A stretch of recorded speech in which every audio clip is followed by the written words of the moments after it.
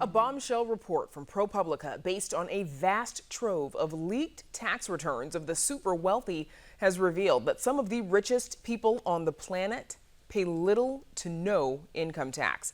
The report found the 25 richest Americans, including the likes of Amazon's Jeff Bezos and Tesla's Elon Musk, collectively paid what's called a true tax rate of just 3.4%, even as their wealth grew by billions.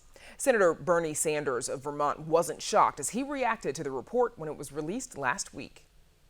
We have a regressive and unfair tax system. We have a corrupt political system in which the wealthy are able to make huge campaign contributions and have all kinds of lobbyists here on Capitol Hill. And then if you're rich, unlike an ordinary working person, you have dozens of lawyers and accountants helping you take advantage of every loophole that is out there. Joining us now to discuss the U.S. tax system and how billionaires can legally pay so little is Northwestern University law professor and tax law specialist Charlotte Crane. Professor Crane, thank you for joining us. Thank you for having me. Absolutely. So from what I understand, there is nothing to suggest that the likes of Jeff Bezos and Mike Bloomberg and Warren Buffett have done anything to break the law, but explain how some of the richest men on the planet have been able to avoid paying taxes on all that wealth.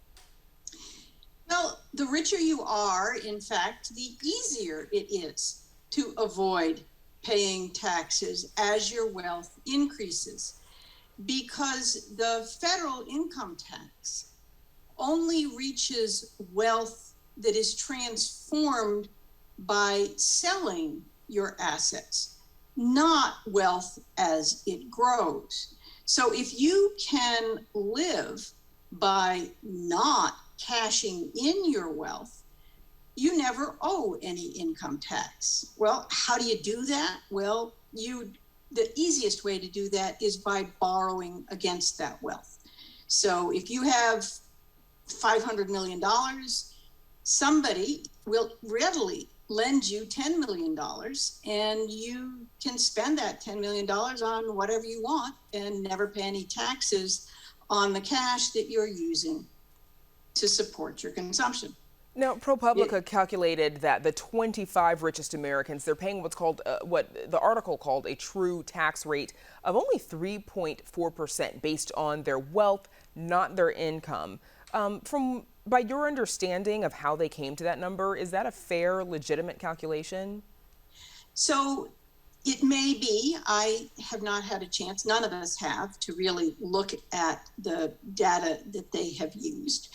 But I believe that what they did was use the increase in their wealth as a measure of what could have been subject to tax and compare that with the amount that was actually paid into tax. So their calculations expanded the income tax base to include not just the cash flow streams that we expect to be included in the income tax, but also the simple increases in value that these very rich people have accomplished. There is the possibility that the income tax could be expanded to reach those increases, but that's not what the tax we have now does. And hopefully I want to be able to come back to that shortly. But for now, why are wealth and in particular investment income, why are they taxed differently from other sorts of income like wages? Okay, so wages are taxed as you earn them, and you have very little choice but to pay them, because most people who are receiving wages from an employer, their employer is obligated to hold and pay over those taxes or pay out of their own pockets. So those of us who only get wages have very little opportunity to avoid those taxes, whether or not we would be willing to break the law in order to do it. The very rich can arrange things so that their cash flow is harder to find, either by having offshore bank accounts or by being involved in fairly complicated financial arrangements whereby the income that they receive as partners is received by other partnerships and received by other partnerships in ways that it's very hard for the government to actually find those income streams, and nobody's obligated to collect tax on the people who ultimately have the income. But hang on, what the very richest that the ProPublica report was observing wasn't anything nefarious. It was just the fact that the increase in wealth, the rise in stock prices, isn't included in the tax base at all. Interest and dividends are. Capital gains, when they're taxed, are. When you actually sell, your capital gains are taxed. Admittedly at lower rates, but those rates are still 20%, which is not what those From a policy standpoint, though, Republicans argue that this kind of tax promotes investment and helps grow the economy by not including that wealth in the tax base.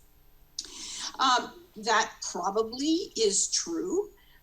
There certainly is a good argument that you don't want to burden investment too much, or people will just not bother to invest. There is a more difficult problem that's a technical problem that doesn't get talked about as much, which is if we were to expand the tax base so that these increases in wealth were included, for instance, by taxing people on the increase in the value of the stock they hold. That's a common one. It would be easy to do, but it would be only easy to do with respect to publicly traded stock.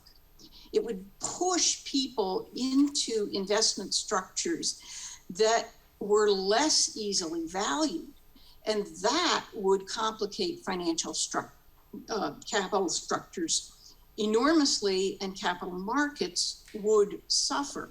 So the problem is a difficult one if what you think the problem is not taxing increases in wealth, because the more you try to tax mere increases in wealth, the more disruptive your tax law is going to be of those capital markets. And in fact, and the we know rich that are going to Democrats have an advantage. Sorry, Professor Crane, restructuring. Yeah, sorry to interrupt. We're actually out of time, but we know that Democrats are said to be looking at a tax package, so there could be some changes in there. Obviously, all eyes are on Washington to find out how that all goes down. In the meantime, our thanks to Professor Charlotte Crane for joining us.